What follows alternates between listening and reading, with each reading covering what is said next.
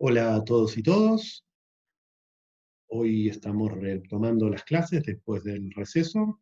¿Sí? Mi nombre es Maximiliano Rúa y conmigo soy otro de los adjuntos de la cátedra y conmigo vamos a tener 3 clases en las cuales vamos a estar profundizando alrededor del núcleo 4. Las clases estas las vamos a tener a partir de un PowerPoint que les voy a compartir y del cual yo voy a ir explicando algunas cuestiones y ampliando. Todo lo que vayamos viendo en el PowerPoint, ustedes lo pueden acompañar o estar acompañado de textos en los cuales ustedes van a poder profundizar lo que esté planteado en la presentación. ¿Sí? Empecemos. El núcleo 4 se denomina los aportes de la antropología al estudio de los procesos de construcción de conocimiento, saberes, contenidos, planificaciones y currículos. La clase de hoy nuestra idea es hacer un pequeño repaso, ¿sí? Previo.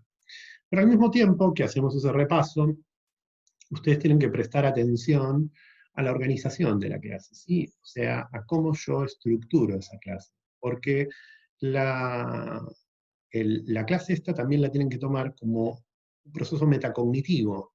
Va a haber un montón de cuestiones teórico-conceptuales que iremos analizando, pero al mismo tiempo las prácticas que yo despliego de organización también nos habla o nos da cuenta del proceso de construcción de conocimiento. Como ven, yo les planteé 2 tipos de organización de la clase, ¿sí? Una cuestión que tiene que ver con una lógica organizacional en base al índice, y otro que tiene que ver con la estructuración de la clase, ¿sí? Una que tiene que ver con la estructuración, si se quiere, de los contenidos, de las temáticas que vamos a abordar, que tiene que ver con el índice, donde, como les decía, vamos a hacer un primer punto, que es una integración y un repaso de los núcleos anteriores, un segundo punto, que es en sí mismo iniciar con el núcleo 4, y después se desagregan 3 puntos más, los cuales iremos desarrollando en las 3 clases que tendremos sobre el núcleo 4. Hoy vamos a estar avanzando en el punto 2.1, ¿no? Pero al mismo tiempo que organizo la clase contándoles con un pequeño índice para que ustedes vayan sabiendo cómo se va estructurando la clase de hoy, también hay un proceso de organización que tiene que ver más con el orden de lo didáctico y de la organización que, de alguna manera, ha planteado la didáctica para estructurar el conocimiento. Y por eso lo que esta clase también tiene es un inicio, un desarrollo y un cierre. En el inicio yo voy a hacer este repaso, esta integración de los repasos, que tienen que ver con presentar además el núcleo 4. En el desarrollo voy a hacer un recorrido histórico de lo que tiene que ver con el profesorado y con el diseño curricular del profesorado y con los diferentes contenidos que a lo largo de la historia de la carrera de antropología de la Facultad de Filosofía y Letras se fueron estructurando para definir lo que es hoy la antropología en la carrera, ¿no? Y un cierre donde lo que hago es volver a retomar lo mismo que iniciamos, pero reconceptualizado a partir del recorrido que hicimos. Como ven, estas son 2 formas de organizar un mismo proceso de construcción, ¿sí? 2 lógicas de organización del conocimiento diferentes, complementarias, ¿sí? Que de alguna manera son las 2 lógicas de organización del conocimiento y de estructuración del conocimiento que ustedes van a tener que tener en cuenta a partir de ahora para empezar a pensar sus prácticas, para empezar a pensar cualquier proceso de enseñanza-aprendizaje que lleven adelante, ¿no? Como les decía, 2 prácticas de construcción de conocimiento. Una, si se quiere, la del índice, donde acá les hago unos pequeños gráficos donde se ven, donde hay una lógica jerárquica, ¿no? 1, 2, 2.1, 2.3, ¿no? Que podría ser de esa manera, podría ser otra, ¿no? Y otra lógica más circular, donde lo que hay es un inicio, un desarrollo, un cierre, donde lo que hay es un círculo que va sobre sí mismo. El cierre vuelve sobre el inicio, reconceptualizado a partir del desarrollo. Pero además, ambas estructuraciones, ambas formas de organizar el conocimiento, que hablan de la forma en que vamos a organizar la clase de hoy, en que yo organice la clase de hoy, también están vinculadas con un soporte concreto, ¿no? Esta lógica estructurada, más jerárquica, tiene que ver con el soporte material que yo decido utilizar y que podemos utilizar en este contexto que nos toca en este momento, que tiene que ver con la organización y la lógica del PowerPoint, donde es una filmina que se va poniendo sobre la otra, se va presentando sobre la otra, ¿sí? El desarrollo circular es más complejo de llevar adelante con este tipo de soportes, independientemente, sobre todo con el manejo que uno puede llegar a tener de ese soporte. Quizás alguno de ustedes tenga un manejo con mayor profundidad y pueda desarrollarlo mejor, ¿no? Pero de alguna manera lo que quiero decir con esto es que no solamente están poniendo en juego los contenidos que tienen que ver con la antropología, sino que al mismo tiempo se están poniendo en juego relacionalmente las formas de organización del conocimiento que nos propone la didáctica, y en esta nueva normalidad que nos toca, las formas de organización que nos ofrecen estos soportes materiales que también estructuran el conocimiento y tienen en sí mismos lógicas de organización del conocimiento. Y con esto podemos introducir el primer aporte que la antropología hace al estudio de los procesos de construcción de conocimiento, y que es que el conocimiento se construye de manera situada. Todo proceso de construcción de conocimiento sucede en un marco relacional. Todo proceso de construcción de conocimiento sucede en un momento histórico y social, en un entramado de relaciones que siempre son históricas y siempre son sociales. Y lo ubica en ese entramado relacional en un determinado contexto, que lo co-constituye, ¿sí? Por eso hablamos de situacionalidad, lo co-constituye ese concepto.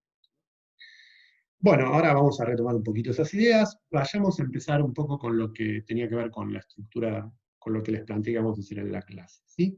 Lo primero que vamos a hacer es este repaso. Un poco la idea es que se ubiquen, ¿no? A partir de estos círculos concéntricos, como de alguna manera fuimos avanzando los diferentes núcleos. Hoy estamos en este, ¿sí? Que está distinguido de color, y seguiremos con el núcleo 5 y el núcleo 6. En el núcleo 1, de alguna manera, estuvimos trabajando un poco lo que es este enfoque que caracteriza la cátedra, que tiene que ver con lo histórico etnográfico, y que no es solamente la cátedra, sino que está desarrollado por gran parte o está presente en muchas otras asignaturas de la carrera, ¿no? No voy a profundizar porque ya lo estuvieron trabajando, pero básicamente tiene que ver con combinar estos elementos que tienen que ver con el análisis de los procesos históricos en entramados relacionales etnográficos, ¿no? Y también ubicamos un poco, estuvieron trabajando con Laura un poco, cómo este marco, este enfoque está en la tradición de lo que es la tradición de antropología y educación, que no es solo de nuestra facultad, sino que tiene componentes eh, componentes, personas, colegas que trabajan en otras provincias del país y que podríamos decir que en gran parte de Latinoamérica y de América, ¿sí? Y vimos principalmente la relación conceptual entre sujetos, conocimiento y contexto.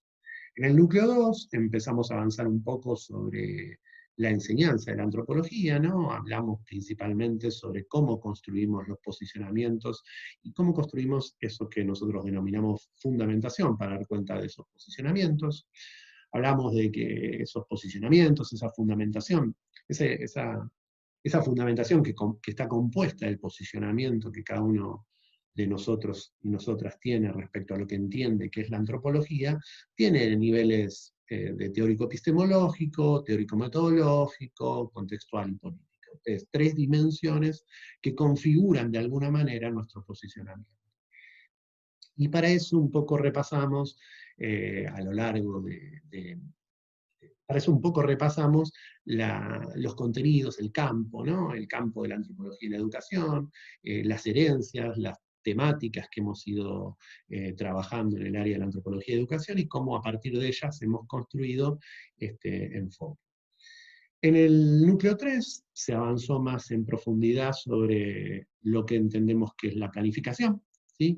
Que vendría a tener que ver más con el universo del conocimiento de la didáctica o la pedagogía, ¿no? No tanto de la antropología, y qué aportes le puede hacer la antropología a esa forma de organizar el conocimiento, ¿no?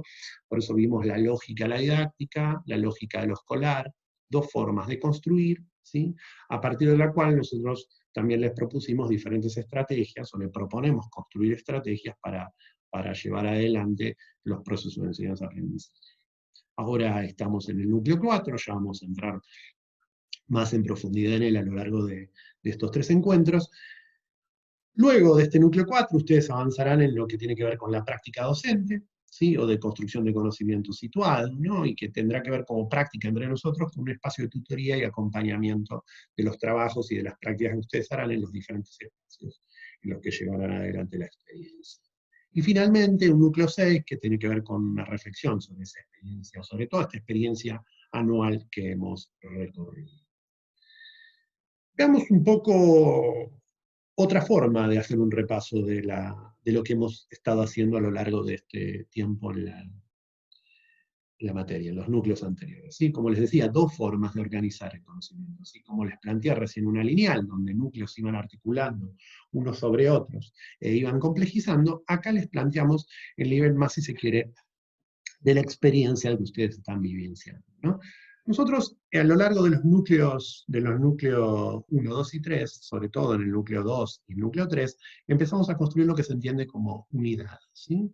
Que es un conjunto relacional, ¿sí? De elementos que tienen sentido entre sí y que de alguna manera es una forma de organizar el conocimiento que propone la didáctica, ¿sí?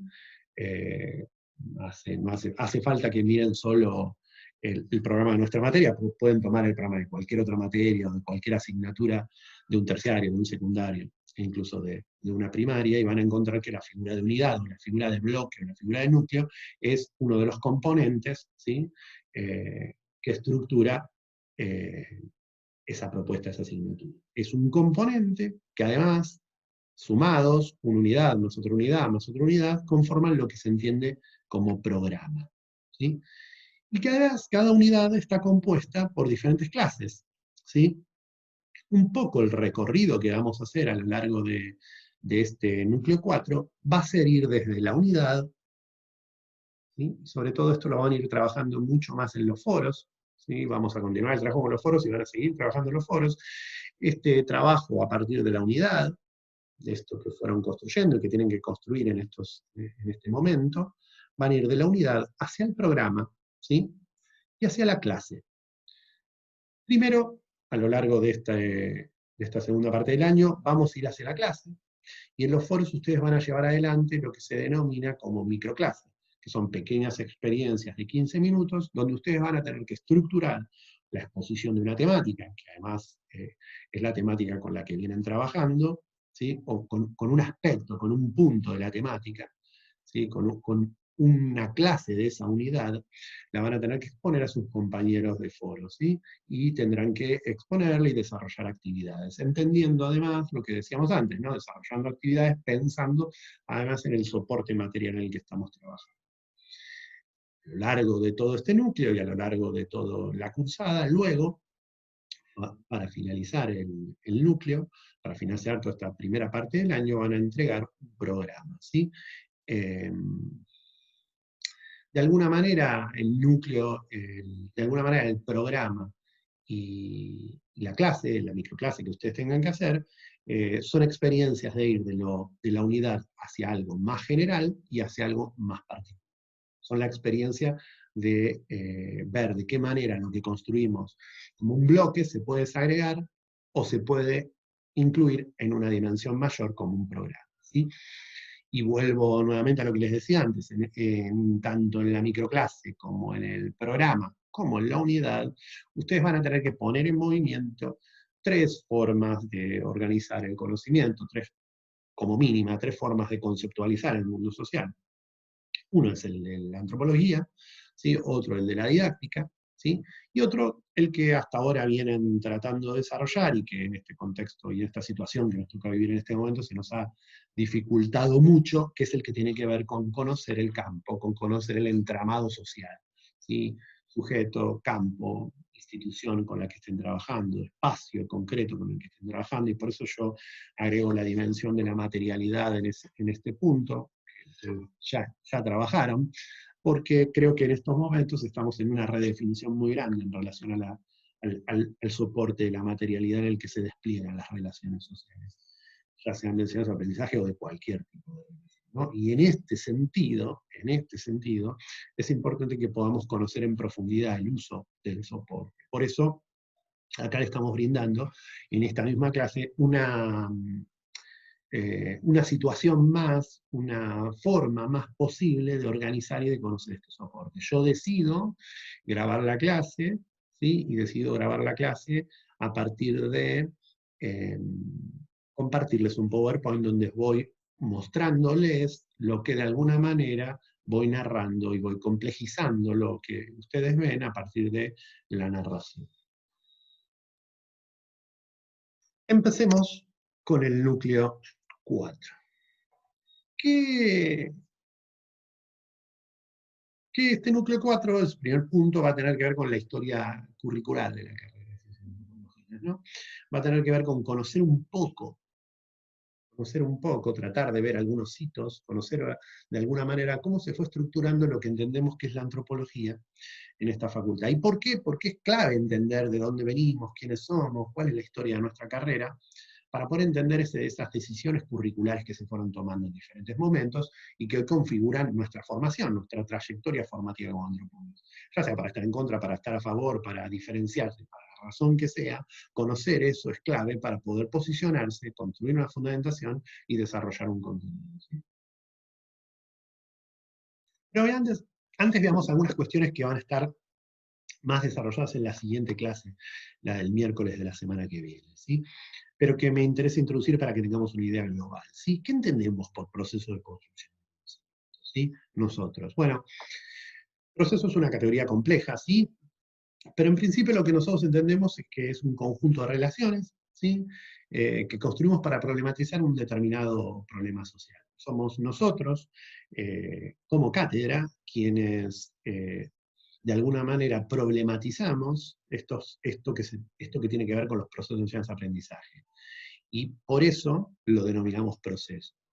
Porque lo que hacemos es identificar un conjunto de relaciones que constituyen, ¿sí?, ese proceso de enseñanza-aprendizaje. Y decidimos nombrarlo desde la antropología procesos de construcción, ¿sí? Pero además usamos la idea de proceso, pues, nos permite mostrar cambios y continuidades, ¿sí?, de un determinado problema social. Nos permite dar cuenta de esos cambios, esas continuidades, de esas cuestiones que se van transformando en el mundo de lo social. Acá les ponemos una cita, si se quiere, de Castoriadis, ¿sí?, que dice que los procesos nos permiten dar cuenta de la unión y la tensión de la sociedad instituyente y de la sociedad instituida, de la historia hecha y de la historia por hacer, ¿no? Eso es lo que nos permite y nos hace a nosotros seleccionar la categoría de proceso para dar cuenta de las relaciones a partir de las cuales se construye conocimiento. ¿Por qué construcción? Acá partimos del enfoque constructivista, ¿no? Piaget, Vygotsky, Carretero, Castorina, bueno, hay una larga tradición de enfoques en relación a eso. Y esto tiene que ver con que de alguna manera estos enfoques, y luego la antropología, algunas líneas de la antropología, como lo que es la línea de conocimiento situado, ¿no?, que han desarrollado en los últimos tiempos, retoman el constructivismo. Pero básicamente lo que queremos decir con esto es que nuestra preocupación por denominar construcción a esto es porque nos interesa analizar los procesos a partir de los cuales los sujetos construyen en un entramado sociocultural sus propias conceptualizaciones del mundo, ¿sí? Entonces, las conceptualizaciones del mundo, ¿sí?, y el enfoque constructivista nos permite entender estos procesos de conceptualización y denominar a los procesos de construcción de conocimiento como procesos de conceptualización del mundo social. Por eso abajo podrán ver en la filmina, están distinguidos por colores, cada flecha que indica y pone en relación a cada una de las categorías. Cuando hablamos de conocimiento, hablamos de toda la totalidad de las prácticas que en una determinada sociedad y en un momento social particular se utilizan para conceptualizar lo social. La totalidad, ¿sí?, de las prácticas. En la clase siguiente vamos a estar analizando la diferencia entre la construcción de la conceptualización a partir de saberes, la conceptualización a partir de conocimientos disciplinares y la conceptualización a partir de lo que se entienden que son los contenidos, que están muy asociados con la práctica de organización del conocimiento de la didáctica, ¿sí? Eso lo vamos a dejar por ahora, nos vamos a focalizar en esto. Pero hay algunas cuestiones más para explicar que entienden por qué elegimos utilizar la categoría de conocimiento, ¿sí? Y básicamente la tomamos también desde el lado constructivo, desde el enfoque constructivista, y retomando esta idea que nombraba antes del proceso, porque de alguna manera queremos dar cuenta de de alguna manera estos enfoques constructivistas de lo que dan cuenta es de dos grandes procesos, ¿sí? Uno que tiene que ver con el proceso más individual o relacional de construcción de conocimiento, ¿sí? Que es el que se da en la interacción entre los sujetos, y otro proceso de construcción de conocimiento que es histórico, que va dando cuenta de los procesos de legitimación y de hegemonía en relación a la delimitación de qué conocimientos son válidos en un determinado momento histórico, ¿sí? Ahora, ¿qué vuelta de tuerca le podemos dar desde la antropología? Bueno, acá les traemos una cita de Elsie Rockwell, ¿no? Donde ella de alguna manera plantea que, bueno, que más allá de todo esto, eh, los conocimientos que construimos, que podemos registrar en la cotidianidad escolar, son solo uno de los tantos posibles, ¿no? No es la totalidad, son uno de los tantos posibles que en un determinado momento histórico adquieren legitimidad y son puestos en términos de diseños curriculares, y además son redefinidos todo el tiempo, son apropiados y redefinidos por los sujetos que se vinculan con estos conocimientos. Y ella nos dice que dentro de la escuela los conocimientos no existen en abstracto, para que los niños los asimilen, asumen determinadas formas y se lo dan al niño para que hagan algo con ello, para que los usen de ciertas maneras. En este sentido,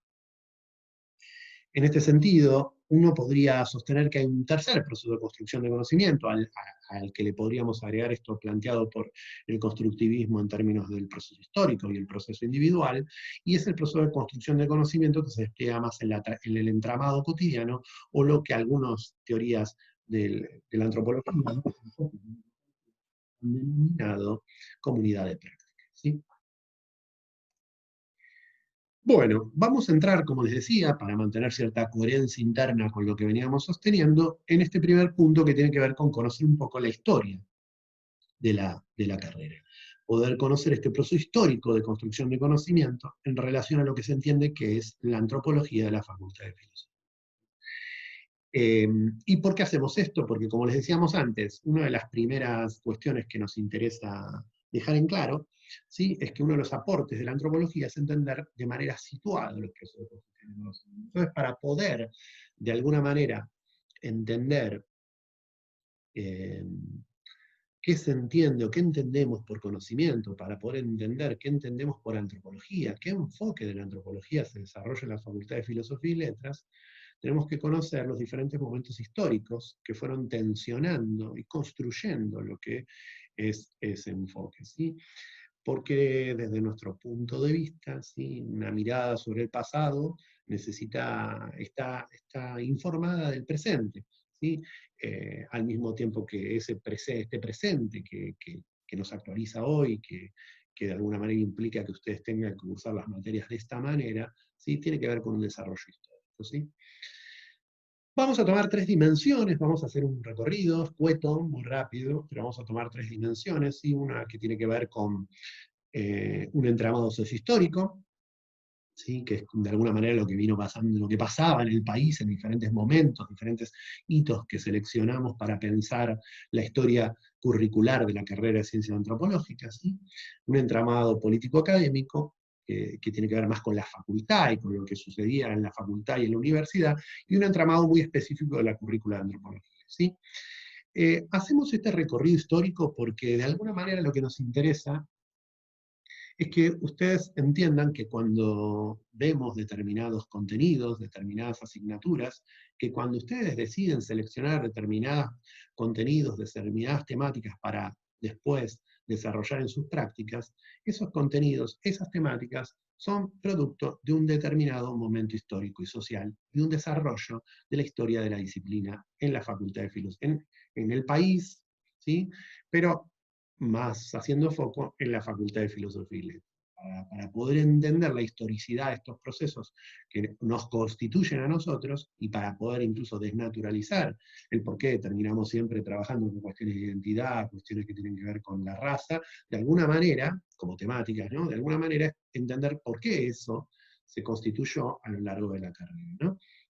Y además, esta práctica que yo estoy haciendo también tiene que ver con que ustedes puedan explorar, y van y tienen que explorar eh, el entramado de relaciones sociohistóricas de esas asignaturas donde van a llevar adelante sus prácticas. ¿sí? Conocerlas más en profundidad, entender de alguna manera por qué o cómo llegaron a definir esos temas, por qué están organizadas de esa manera, por qué se seleccionan esas cuestiones, qué relaciones tienen con otras asignaturas, cómo se articulan, ¿sí? En la totalidad de un plan de estudio, sea de un secundario, de un terciario, de la universidad, cómo están articulados, ¿no?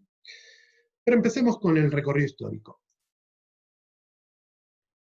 El primer punto del recorrido nos lleva a 1896, ¿sí?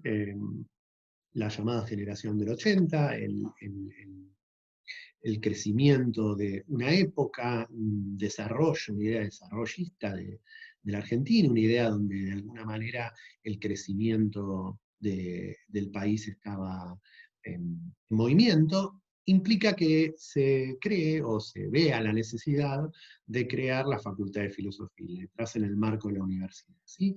Y el objetivo de esto era formar a los jóvenes, a los futuros, formar a los profesores de los futuros jóvenes, ¿sí? De ese siglo. De alguna manera, era necesario comenzar a pensar, ¿sí? Quiénes iban a ser esos profesores, que iban a dar historia, que iban a dar filosofía, que iban a formar a los jóvenes de las familias, sobre todo patricias, ¿sí? De la ciudad de Buenos Aires, que de alguna manera accedían al sistema educativo universitario. Entonces, empezar a pensar esa formación de profesores. Entonces, vemos que la primera preocupación o la razón por la que la Facultad de Filosofía y Letras actual surge es para formar profesores, ¿no? Esto es interesante porque hoy lo tenemos olvidado y naturalizado, imaginamos que el foco central son los licenciados, no obstante, en ese momento, ¿no? El foco principal y el objetivo era formar doctores en filosofía y letra y profesores de enseñanza media normalistas, ¿sí? De alguna manera, el objetivo inicial de la creación de la facultad es la de formar profesores.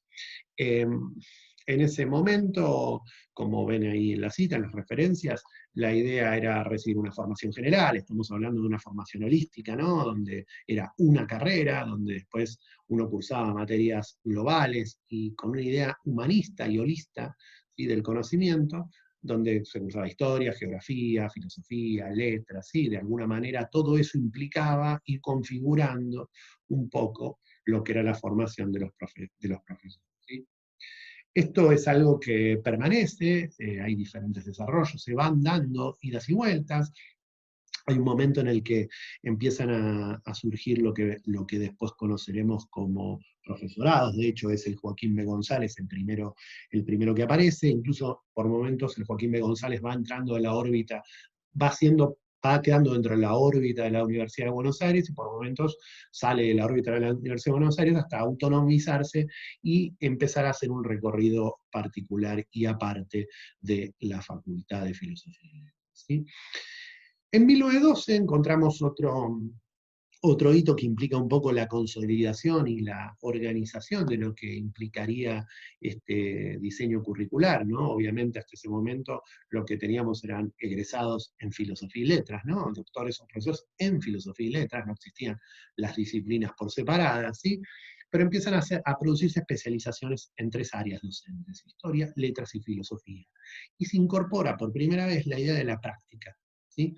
En ese momento, práctica y crítica pedagógica, pero la presencia de la idea de la práctica emerge en ese momento. Se empieza a registrar la necesidad de que no solamente el proceso formativo tenía que ver con una experiencia en torno a la sumatoria de conocimiento o a la situación expositiva del conocimiento, sino que ese conocimiento tenía que ser puesto en acción en una experiencia en la cual se interactuaba con otros, ¿sí? A lo largo de esos años, hasta llegar a 1920, se van agregando asignaturas a este proceso formativo, ¿no? Se agrega ciencia de la educación, crítica y práctica de la enseñanza, metodología general y especial, ¿no? Se van desarrollando hasta 1925, donde se crea la sección de didáctica, ¿sí? En la Facultad de Filosofía. Esto es un hito importante dentro de lo que implica la facultad, porque empieza a considerarse como central, ¿sí? La necesidad de que se cree un universo de conocimiento, ¿sí? Que de alguna manera podría organizar a esos conocimientos disciplinares. Y no solo eso, sino que se empieza a visibilizar como problemática, ¿sí? no como problema, sino como problemática, o sea, la propia universidad empieza a conceptualizar de qué manera hay que enseñar o hay que pensar el proceso de enseñanza. Y esto es central en la creación de lo que se entiende como la sección de didáctica, ¿sí? En 1925. En el 27 el plan se vuelve a modificar, ¿sí? Ahí se crea el título de profesor en enseñanza media, secundaria, normal y especial en filosofía y letras o historia, ¿sí? Fíjense que siguen estando agrupados estos tres grandes universos del conocimiento, ¿sí? Eh, y lo interesante en esta, que empieza la separación entre el doctorado, ¿sí? Que cada vez está más asociado a una práctica de investigación, y el profesorado. Y esto es interesante porque acá empezamos a ver este proceso de separación entre dos formas de construcción de conocimiento que de alguna manera heredaremos en la carrera de ciencia antropológica y de alguna manera estará presente a lo largo de todo lo que nosotros recibimos como proceso. Uno asociado a la investigación y otro asociado al profesorado. Esto que estoy narrando no es que lo piense, al contrario, yo creo que están articuladas estas prácticas, necesariamente a esto le agregaría las prácticas de extensión como articuladas, sino que esto es poder narrar cómo se fueron instituyendo prácticas a partir de diferentes momentos de la historia de la carrera. Y entender este proceso de separación entre este tipo de prácticas de construcción de conocimientos, por ejemplo, investigación y docencia, nos permite entender quizás algunas cuestiones del proceso formativo que hemos recibido en la carrera, ¿no? Crece el área de didáctica, ¿no? Lo cual también lo vuelve complejo, porque empieza a generarse como un conocimiento que adquiere como un grado de autonomía por los propios conocimientos disciplinares, ¿sí? Crece hasta conformarse en una sección, y acá ven, igual lo van a poder ver en el texto, que aparecen varias materias más: ciencia de la educación, metodología general de la enseñanza, legislación escolar, se vuelve muy, muy, muy específico, ¿sí? En 1936 se crea el profesorado en pedagogía para la enseñanza media, ¿sí? Acá hay un cambio enorme, directamente ya se crea un profesorado especial para la enseñanza media, ¿sí? Donde además se legisla que las prácticas se llevaran adelante en las escuelas normales nacionales. Se empieza a establecer una vinculación muy concreta entre la facultad y el profesorado y lo que vendrían a ser la educación normal, ¿sí?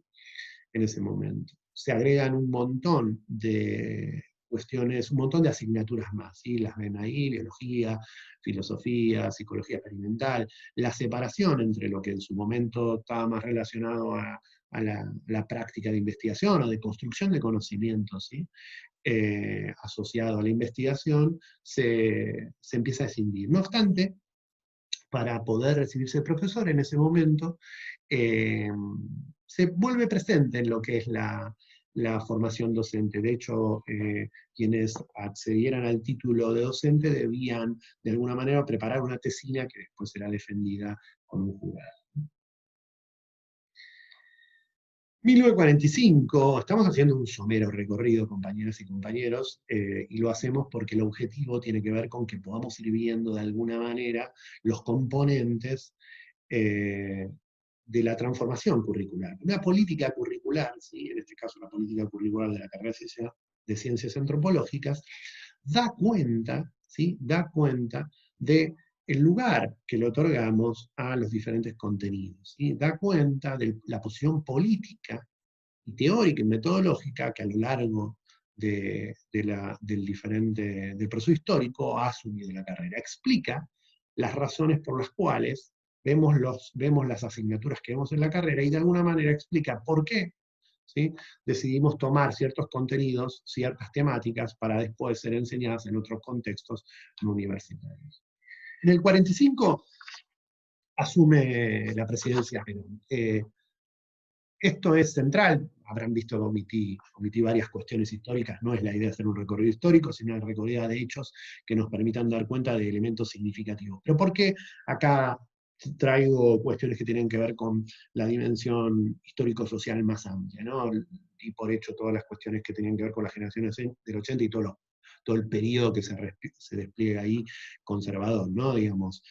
Eh, porque el 45 genera un cambio sustancial, porque de alguna manera se redefine la idea de lo nacional, ¿sí? La ley de gratuidad, y eso redefine el sentido de la Facultad de Filosofía y Letras y de la Universidad de Buenos Aires. Es un cambio sustancial, es un antes y un después, ¿sí?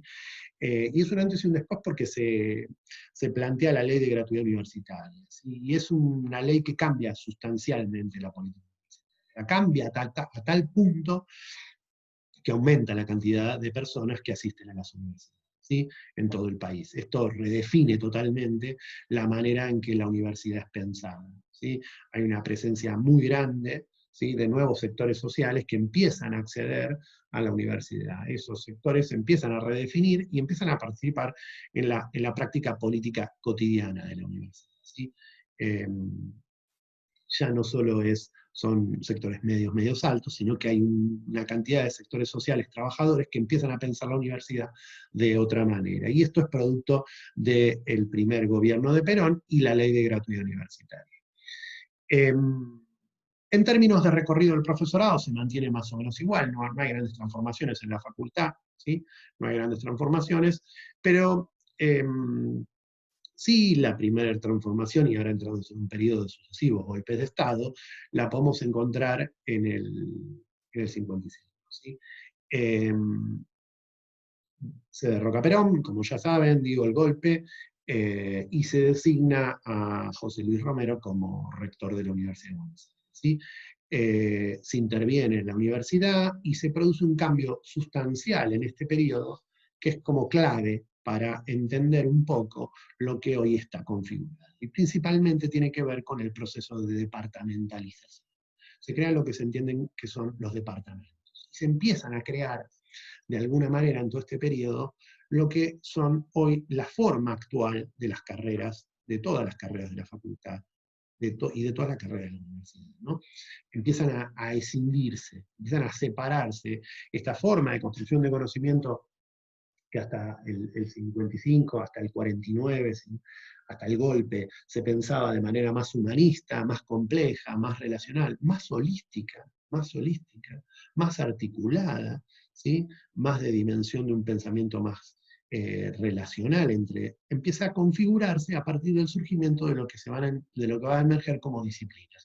Esto no es un fenómeno que se da solo en Argentina, es un fenómeno mundial, donde de alguna manera el crecimiento, la reflexión teórico-conceptual va llevando a la construcción de un modelo de formación más asociado a la disciplina. A la disciplina en el doble sentido, ¿sí?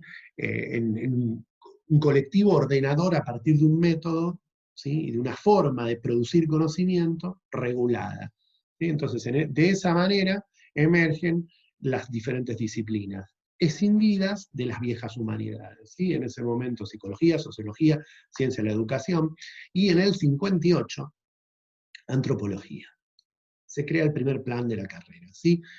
Y esto va asociado de esta transformación también administrativa que tiene que ver con la departamentalización, que no es menor, porque la departamentalización va a construir colectivos, comunidades de prácticas, ¿sí?, de relaciones, de trabajo, de materialidad, separadas de otros departamentos. Mientras que antes todo esto estaba de alguna manera articulado, ¿sí?, o con otro tipo de articulación. No es que no estuviera articulado ahora, sino que la departamentalización crea un nuevo nivel de articulación, un nuevo nivel de práctica y por un nuevo nivel de construcción de conocimiento, ¿sí? Una nueva forma de construir conocimiento, que tiene que ver más que ver con las ciencias sociales y no tanto con las humanidades, ¿sí? Bueno, el primer plan tiene 14 años, si no me equivoco, no me la cuenta. Va del 58 al 72, ¿sí? Eh, Tiene un ciclo introductorio, tiene unas materias básicas obligatorias, ¿sí?, y va a tener 4 materias complementarias organizadas en ciclos o bloques, ¿sí? Es interesante, después van a poder ver cómo siguen estando presentes esta visión más holística, humanista, ¿no? Uno tiene geografía, folclore general, etnología, sociología, historia, tiene grandes universos del conocimiento. El nivel de especificidad no es tan grande, aunque empieza a presentarse, ¿no? Además, este plan es creado a partir de diferentes asignaturas que ya estaban presentes, muchas en la carrera de historia, muchas en la carrera de filosofía, ¿sí? Eran asignaturas que estaban presentes en otras carreras, ¿sí? No es que es algo nuevo, sino que es la articulación de asignaturas que estaban presentes, obviamente, disculpen, obviamente se crean otras, pero sin duda que tiene que ver con un proceso, por eso hablamos de procesos, continuidades y rupturas, ¿no? No es que esto es de golpe se crea, sino que viene de una forma previa humanista, donde la idea era la historia, las letras, la filosofía, la geografía, ¿sí? Y se empiezan a armar como pequeños bloques, pequeñas comunidades de práctica que van asociando diferentes formas de construcción de conocimiento. Es interesante ver los 4 materias complementarias o los 5 bloques, ¿no?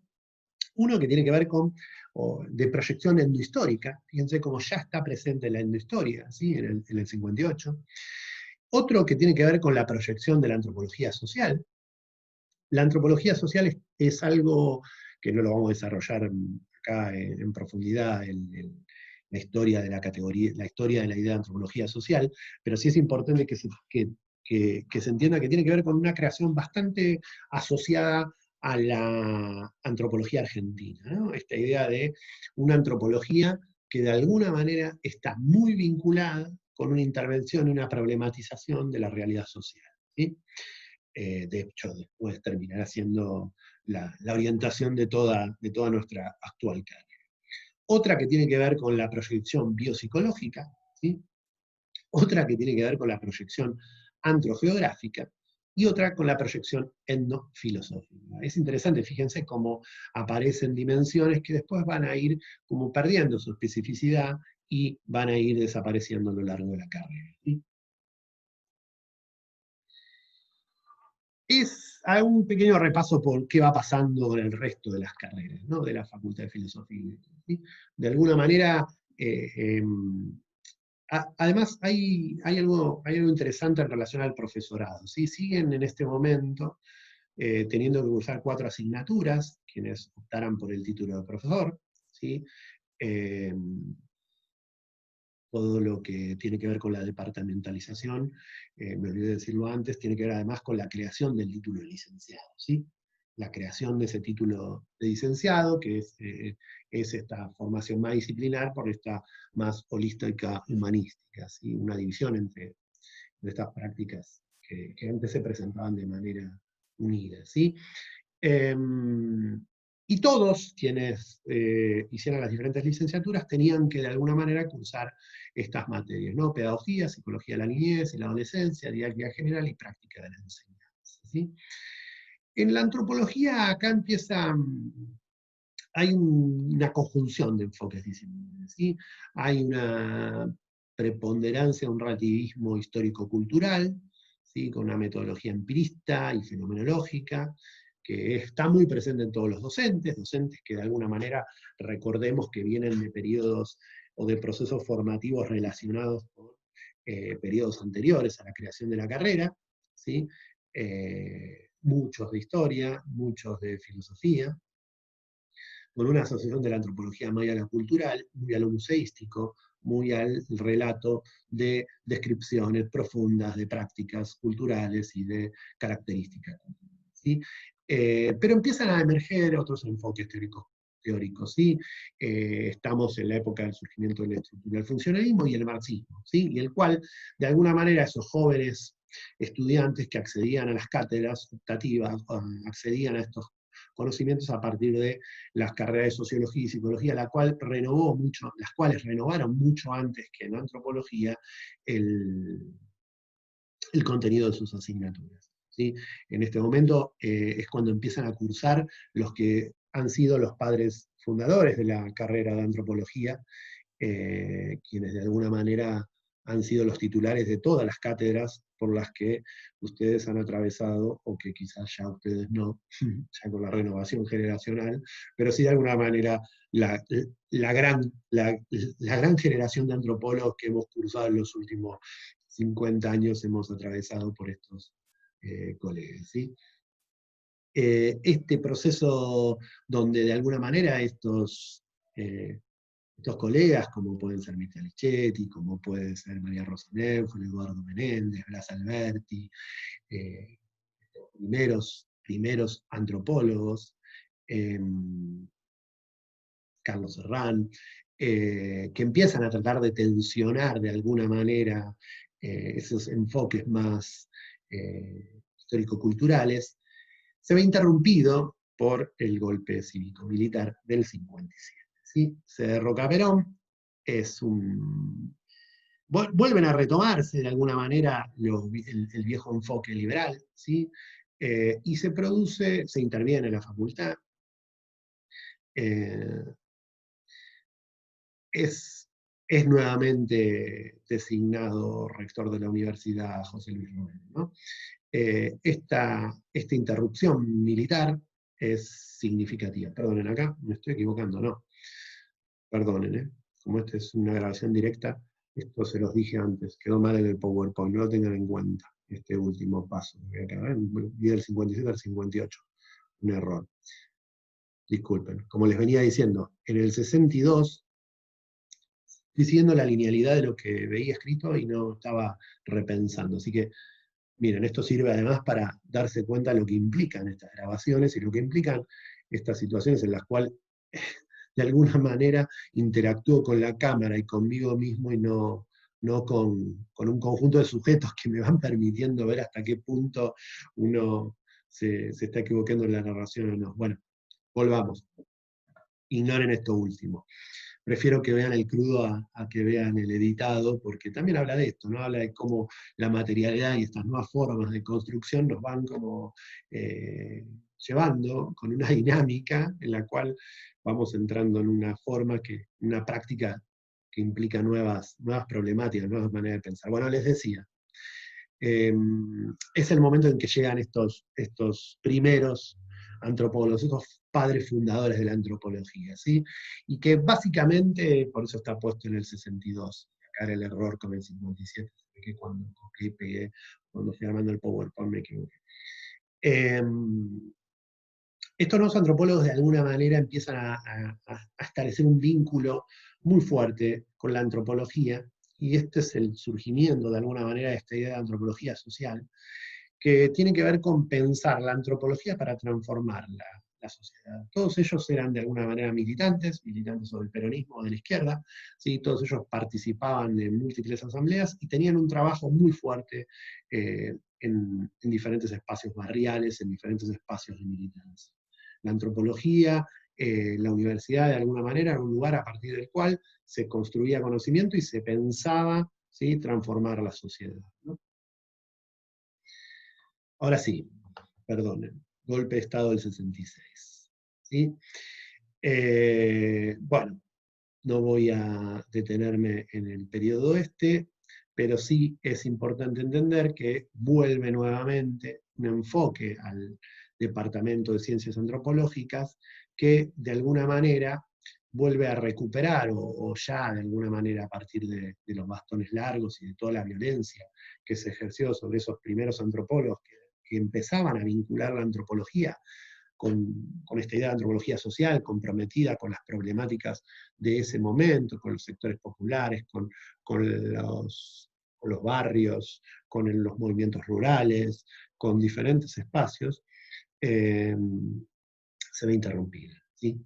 De hecho, el golpe elimina el régimen de cogobierno, ¿sí? En ese momento se habían empezado a organizar los diferentes claustros, ya estaban organizados, tenían que ver esto con recuperar la idea y con hacer partícipe del gobierno de la universidad a todos los sectores que participaban de la universidad. No vamos a profundizar en lo que significó la noche de los bastones largos, pero fue un quiebre muy grande, ¿sí? Un quiebre tan grande que hizo que todos esos primeros antropólogos se retiraran de la facultad, ¿sí?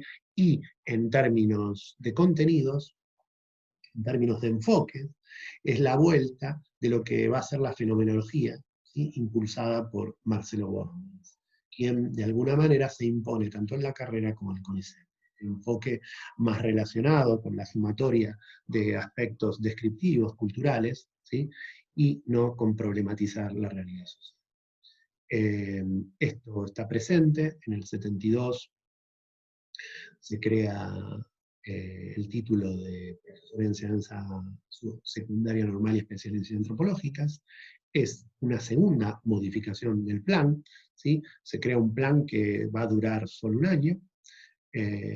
Es un plan que de alguna manera propone cursar las cuatro asignaturas, ¿sí? Pedagogía, psicología de la niñez, adolescencia, didáctica general y práctica de la enseñanza. Este es un periodo muy particular porque hay los que de alguna manera habían empezado a redefinir la antropología a partir del 58 estaban afuera de la universidad, ¿sí? No estaban participando en la cotidianidad de la universidad, pero al mismo tiempo es el momento en el que se crea el título de profesor en antropología. Hasta ese momento, ¿sí? De alguna manera, todo lo que había sido la carrera de antropología no otorgaba el título de profesor. Para ser profesor en ciencias antropológicas, uno tenía que cursar las asignaturas en otro departamento. El departamento de antropología no tenía esas asignaturas ni las ofrecía, ¿sí? En el 73 asume Cámpora y tenemos una nueva transformación de la facultad y de la universidad, ¿sí? Tayana en educación y se crean las universidades nacionales, ¿sí? Esto es una transformación absoluta nueva de la universidad, ¿sí? La Universidad Nacional y Popular. Así se pasa a denominar la Universidad de Buenos Aires. Quirós, Rodolfo, como rector, ¿sí? A cargo de la universidad, y asume la dirección Hugo Ratier, uno de esos primeros antropólogos que se había tenido que retirar en el golpe del 66. ¿Sí? Asume la dirección del Departamento de Antropología. Y junto con él vuelven todos esos antropólogos, todos esos jóvenes antropólogos que en su momento habían tenido que exiliarse. María Rosa Neufeld. Nombrarlos es dejar siempre a alguien afuera. Eduardo Menéndez, Mirta Lichetti, Carlos Serrán, Blas Alberti, muchos colegas, personas que seguramente ustedes deben haber leído en manuales, en textos de la carrera, son quienes vuelven a de alguna manera diseñar esta nueva experiencia de la Universidad Nacional y Popular, ¿sí? El 73 es una renovación muy grande, una renovación que dura 6 meses. Pero algo que deja marcado a fuego la historia curricular de la carrera de antropología, y sobre todo la historia en quienes de alguna manera participaron en ese diseño curricular, ¿sí? Es una experiencia que dura solo 6 meses, ¿sí? Tan solo 6 meses, y se sanciona el 14 de marzo del 74. Fíjense lo poquito hasta el siguiente golpe que va a durar esto. Pero tiene de interesante una redefinición, ¿sí? Tiene de interesante una redefinición. Se plantea un ciclo de iniciación, ¿sí? Con asignaturas comunes a toda la carrera, un ciclo básico formativo, y empiezan a aparecer las teorías y las historias de la propia disciplina. Fíjense cómo aparece teoría e historia de la antropología 1 y 2, fundamentos de la arqueología, ¿sí? A una antropología física, una etnografía, empieza como a desarrollarse más en profundidad el propio campo disciplinario, empieza a volverse más específico y al mismo tiempo más amplio, empieza a cubrir más dimensiones, empieza a darle más densidad conceptual al propio campo de la antropología, ¿sí? Después de este ciclo básico formativo aparece un ciclo básico de orientación sociocultural. Acá ya tenemos compuesto los 2 ciclos básicos que después seguirán, y el ciclo básico de orientación sociocultural y el ciclo básico de orientación arqueológica, ¿sí? Y por ejemplo, social había 2 orientaciones. En arqueología tenían 2 seminarios que definían de alguna manera las especificidades, pero en social aparecen 2 orientaciones que tienen que ver con estas prácticas de militancia, estas prácticas de transformación de la sociedad y este compromiso que se había asumido en términos de una universidad nacional al servicio del pueblo, ¿no? Entonces fíjense cómo aparece una problemática de antropología sanitaria, una antropología de la vivienda, una antropología de la educación, una antropología indígena y una antropología rural, ¿sí? 3 problemáticas, tres problemas sociales que son abordados por la disciplina, por este diseño curricular como problemáticas. Somos los antropólogos quienes diseñamos la currícula, porque en este momento la currícula es diseñada por antropólogos, somos antropólogos quienes diseñamos la currícula. Problematizamos los diferentes elementos que se presentan en la sociedad y construimos un diseño curricular en términos de determinadas problemáticas que además están vinculadas con transformar esa sociedad. Un enfoque político, ¿sí?, teórico y metodológico, que este plan condensa. Interesante, después presten la atención a la totalidad del plan, porque es interesante poder ver con los componentes del plan. Lo van a poder ver en uno de los artículos que les vamos a dar. El 1 de julio del 74 es otra interrupción. Y es muy fuerte, digamos que es la interrupción más violenta que la historia de nuestro país ha recibido, ¿sí? Es una interrupción extremadamente violenta y muy dolorosa.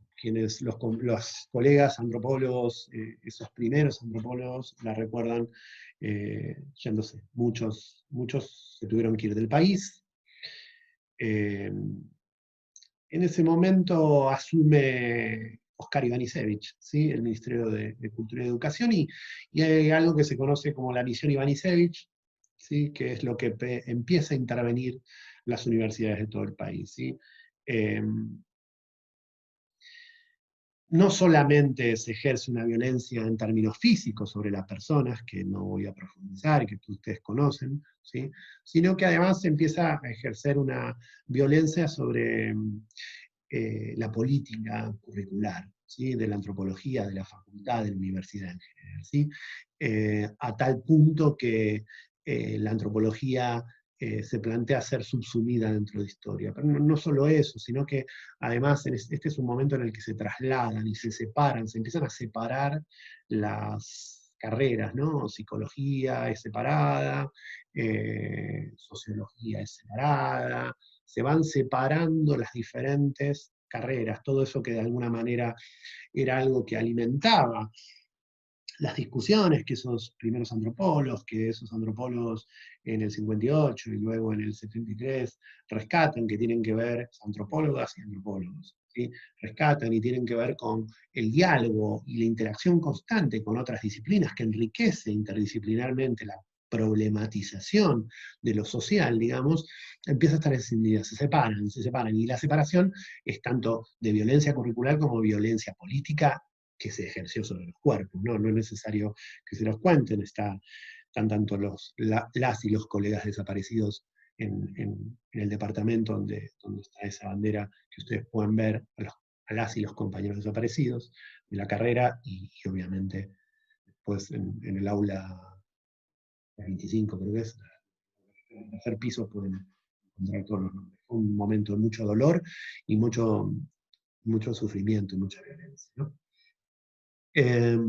Es el momento a la vez que también la didáctica o lo que es el proceso de enseñanza se ve reducido en términos formativos, ¿sí? Se reduce a 2 asignaturas, ¿sí? La didáctica, lo que hoy básicamente adquiere la forma que hoy tiene, ¿sí? Que es la didáctica general y la didáctica especial. Ambas quedan bajo orden y supervisión del Departamento de Ciencias de la Educación, ¿sí? Antropología, ninguna de las otras carreras tiene injerencia sobre ello. Se arma el cuarto plan, un plan que durará hasta el que actualmente están cursando ustedes, y cursé yo, digamos, que es hasta el 85, ¿sí? Y es un reordenamiento total de la carrera de Ciencias Antropológicas. Por primera vez se estructura la carrera, así como vieron que los diseños curriculares hasta ahora tenían una lógica mucho más circular, compleja, donde se iban desarrollando momentos, donde cada uno podía ir usando de una manera optativa, relaciones, donde el conocimiento se desplegaba de manera más rizomática, por usar las metáforas deleuzianas. La organización que se plantea ahora tiene más que ver con lo arborístico, y de alguna manera se plantea en términos de años, ¿sí? Un primer año, un segundo año, un tercer año, un cuarto año, un quinto año, ¿sí? Y se arman 3 orientaciones, como verán, la social desaparece totalmente, y hay una orientación etnológica, una prehistórica y una folclórica, ¿sí? Estas 3 orientaciones, que habían sido minimizadas, son de alguna manera retomar los enfoques que de alguna manera que habían tenido mucha fuerza en el 58 y previamente al 58, ¿sí? obviamente todos los docentes que habían participado, en la gran mayoría, no todos, de las y los docentes que habían participado en el armado del programa del 73, desaparecen de la facultad. ¿Sí? No, no se hacen presente, lamentablemente. Muchos de ellos se exilian y muchos de ellos los perderemos como docentes y colegas de la facultad.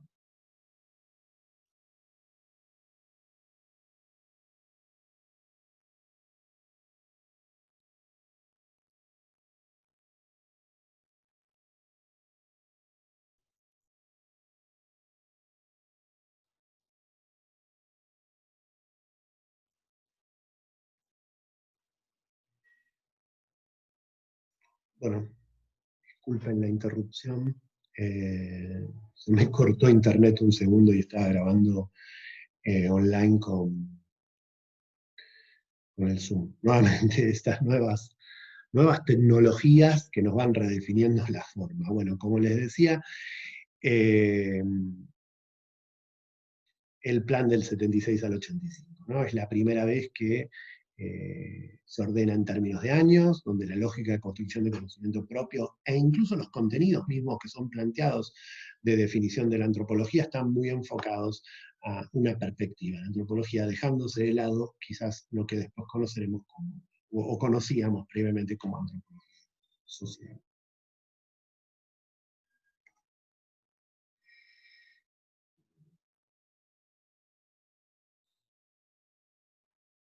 A ver, van a tener que disculparme un segundo porque la interrupción lo que generó es que se desconfiguró el, la presentación. Así que van a haber algunas interrupciones, pero está bueno que conozcamos la cocina, porque también esto que sucede tiene que ver con, con las prácticas de construcción de conocimientos, ¿sí?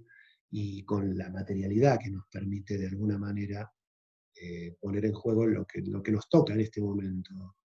¿Sí? Así que voy a tratar de volver a PowerPoint, pero tengo que volver a compartírselo, porque si no, Zoom no me permite ir pasando las filminas. No me pregunten por qué, pero me pasa todo el tiempo.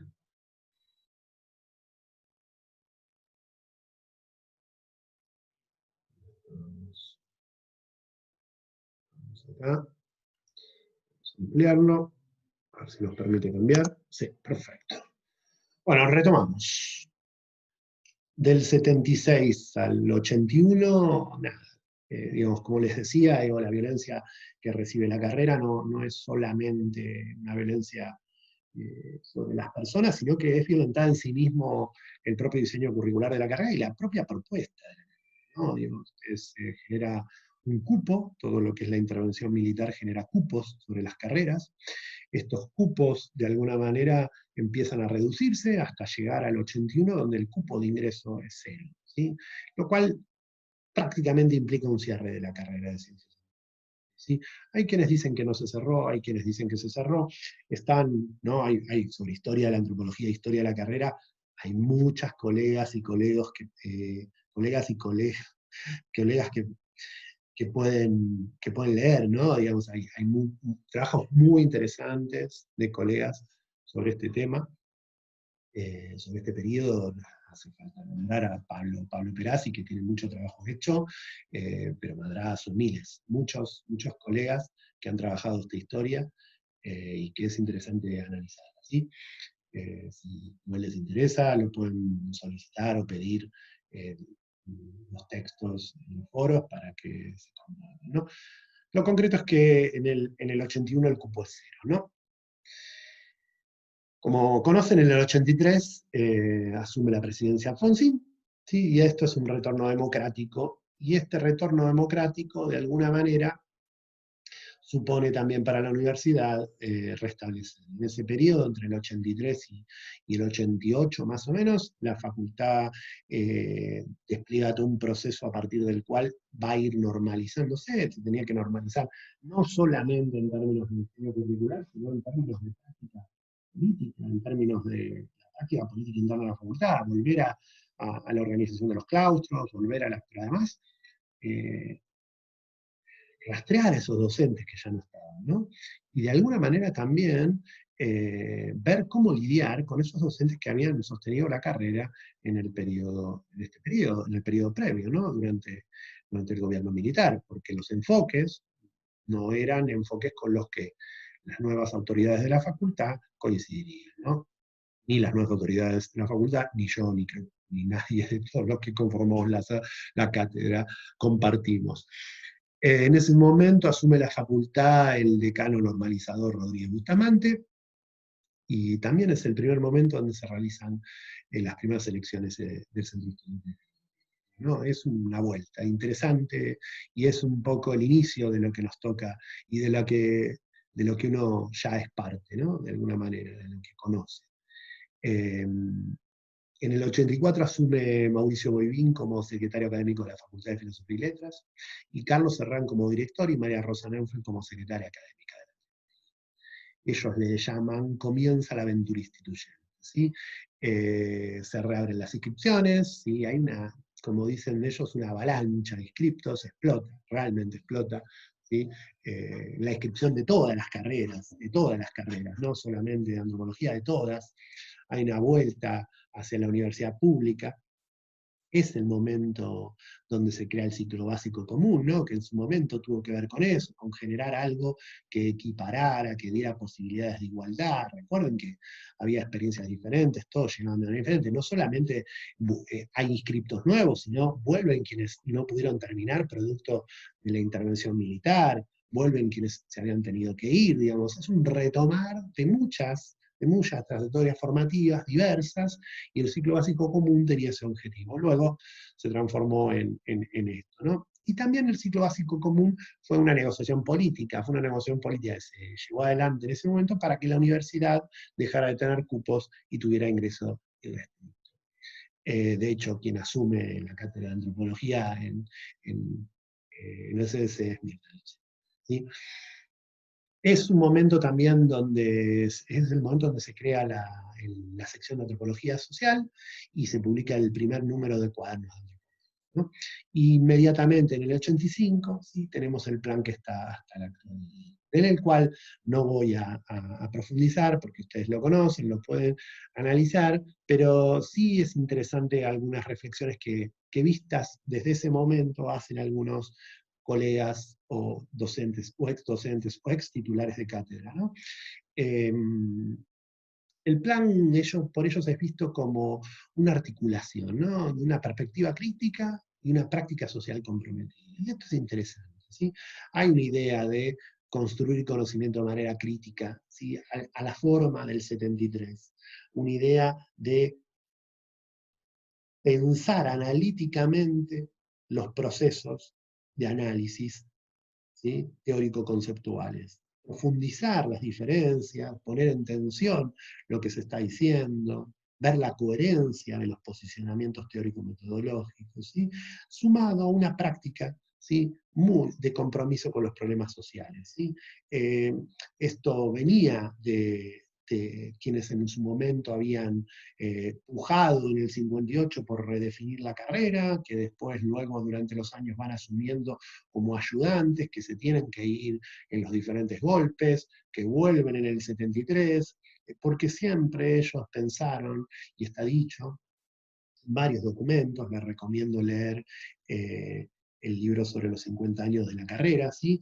Y el Museo de una Fiesta, que compila Julián Amen, María Rosa Neufeld y María Cecilia Scaglia, donde se retoma, ¿sí? Los diferentes momentos históricos y se va viendo un poco de la cotidianidad de lo que era estar en la facultad, ¿sí? De lo que era vivenciar la facultad y de esa lucha y de ese compromiso. Es muy interesante porque hay muchos datos, si se quiere, del entretejido cotidiano que permite entender qué pensaban estos antropólogos que en el 85 redefinen el programa y arman el programa que hoy tenemos hasta la actualidad. Y el compromiso social y la idea de la universidad y la carrera de antropología al servicio de los problemas sociales siempre estuvo en el foco de ellos, siempre, siempre. Este es el momento en donde se crea el título de profesor en enseñanza secundaria normal y especial en ciencias antropológicas, ¿no? No obstante, este seguía No obstante, para acceder a este título, ¿sí?, al de profesor de enseñanza secundaria normal y especial en antropológicas, uno tenía que seguir cursando didáctica general y especial que dependían de ciencias de la educación. Sigue en la estructura curricular, estando el profesorado, ¿sí?, dependiendo de ciencias de la educación, dependiendo de la reforma que se había hecho en el último golpe militar. Es recién en el 88 donde se realizan las primeras elecciones de junta departamental, ¿sí?, del retorno a la democracia. La primera junta departamental de antropología queda conformada, no logro, hace años que intento recuperar quizás este video, si alguien lo ve, o algún estudiante o alguna estudiante conoce, puede completarme los datos concretos. Lo he hablado con los propios involucrados y muchos no lo recuerdan, ¿no?, quiénes eran los integrantes de la primera junta. Sí recordan, sí se recuerda los estudiantes que hoy son docentes, ¿sí? Juan Bese, que es docente de geografía, Gerardo Perdón, que ya no sigue en la facultad, pero entre estos no están puestos acá, entre los suplentes estaban Marinés Pacheca y Josefina Martínez, la actual directora del departamento, ¿no? Había dos listas estudiantiles, ¿no?, por la lista clave, quienes les nombré anteriormente, y en la otra lista, Carlos Mazzotti, ¿sí? El claustro de graduados estaba entre los que pude reconstruir, que recuerdan, ¿sí?, estaba conformado por Susana Margulis, ¿sí?, y por Alejandro Balazote, ¿no? Ven cómo empiezan a hacerse presente en la cotidianidad política quienes estarían a cargo de las diferentes asignaturas que nos forman, ¿no?, y que tienen que ver con este enfoque, con esta manera de pensar la antropología comprometida con las problemáticas sociales. Y hay un tercero integrante que no logré dar cuenta. En el claustro de profesores solo he podido rastrear a Sofía Tiscornia, no recuerdan las y los colegas quiénes serán los otros integrantes, ¿sí? Así que si alguien que esté viendo, para que esto además de ser una grabación, podamos generarle algún tipo de interacción e intercambio, lo recuerda, lo sabe, o sabe cómo averiguarlo, se lo agradeceré mucho la información. Es recién en el 97 cuando se conforma una comisión interdepartamental, coordinada por el Departamento de Ciencia de la Educación, e integrada por los profesores a cargo de las didácticas generales, donde se arman las didácticas específicas, ¿sí? Estas didácticas específicas, por primera vez en este periodo, 97-98, empiezan a estar a cargo de las propias disciplinas, ¿sí? Es el primer momento, el 98, 40 años después de su creación, que el Departamento de Antropología, ¿sí?, tiene una cátedra de didáctica especial y práctica de la enseñanza de antropología dictada por antropólogos, ¿sí? Es Liliana Cirisi, quien había estado exiliada en el 98 y quien fue la titular de esta cátedra hasta que falleciera, quien nos formó a todos nosotros en esta cátedra y a muchos y a muchas colegas que actualmente son docentes de la carrera, quien asume esta cátedra y quien toma por primera vez la iniciativa de formar antropólogos a partir de pensar los procesos de enseñanza-aprendizaje desde un enfoque antropológico. Y esta es la materia que hoy están cursando ustedes. Esta es la historia un poco, la breve historia de la carrera, ¿sí?, donde se fue transformando, modificando, donde el conocimiento, donde la perspectiva en torno a lo que se entiende que es el conocimiento, se fue modificando, ¿sí?, a la luz de los procesos históricos. Por eso decíamos, los procesos de construcción de conocimiento los entendemos como situacionalmente, ¿sí? Para poder entender esos diferentes planes de estudios a lo largo de la carrera hay que entender los momentos históricos que estaban atravesando esos sujetos. ¿Sí? No existe el conocimiento en sí mismo, existe como una práctica asociada a un entramado relacional sociohistórico, ¿sí? Pero además nos permite poner en perspectiva la política académica, ¿sí? ¿Y por qué nos permite poner en perspectiva la política académica? Porque nos permite entender cómo esa política académica o esa política curricular está vinculada, ¿sí?, con diferentes procesos por los que va atravesando la facultad, la universidad y el país, ¿sí? Y nos permite entender el lugar que ha tomado la formación docente y el lugar que ha tomado la antropología en todo este periodo histórico. Y es central poder comprender esto, ¿sí? Porque la política curricular expresa una de las formas posibles de organizar el conocimiento en nuestra sociedad, ¿sí? Una forma de legitimar los conocimientos, considerados válidos en un momento social e histórico. Y coincidamos o no con esos programas que han atravesado y con el actual programa, no podemos ignorar o no podemos negar que tienen que ver con procesos de legitimación, ¿sí? Procesos de legitimación que determinan qué se considera que es la antropología en un determinado momento histórico, ¿sí? Conocer qué es la antropología en un determinado momento social histórico nos permite construir a nosotros nuestra propia fundamentación respecto a lo que consideramos que tenga que ser la antropología. A ustedes les permite construir su posicionamiento sobre la antropología. Y conocer el recorrido histórico de la carrera, ¿sí? Tiene que ser una metáfora para ustedes, un ejercicio de conocer un poco el recorrido de configuración de esas asignaturas donde van a hacer sus prácticas, de las instituciones donde van a hacer sus prácticas, de entender el entramado histórico, social de esas instituciones, ¿sí? Porque entender eso nos permite dar cuenta de esas huellas que configuran la práctica actual de construcción de conocimiento, ¿sí?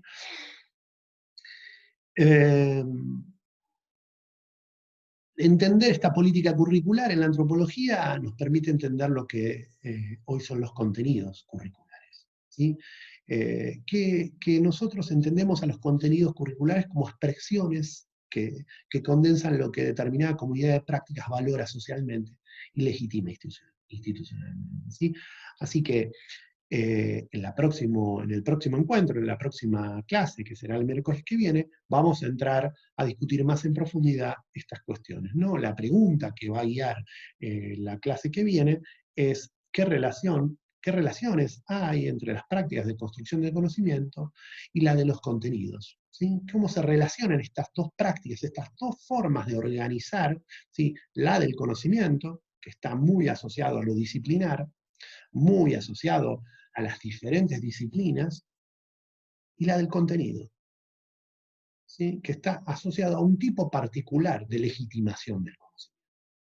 Es un tipo particular de legitimación del conocimiento, muy vinculado, ¿sí? A los procesos educativos, a los procesos de enseñanza-aprendizaje, ¿sí? Muy vinculado a la pedagogía. La relación entre estos dos niveles, entre estas dos prácticas de construcción de conocimiento, es importante que las tengamos claras, porque es el ejercicio que van a tener que hacer ustedes cuando construyan la microclase, cuando construyan el programa, cuando estén en este momento o hayan tenido que construir la unidad. La manera de pensar la relación entre conocimientos y contenidos, ¿sí? Tiene que ver con las decisiones que vamos tomando para definir lo que entendemos que es la antropología. Para eso tenemos que conocer la historia de las asignaturas que vamos a dictar, pero también y principalmente la historia de la propia carrera de antropología. Bueno, vamos a dejar acá. El miércoles que viene vamos a estar trabajando con esa pregunta y les agradezco la atención prestada. Espero que la interrupción momentánea de internet no dificulte la escucha y la vista de este video y nos estamos viendo dentro de una semana. Saludos a todas y todos.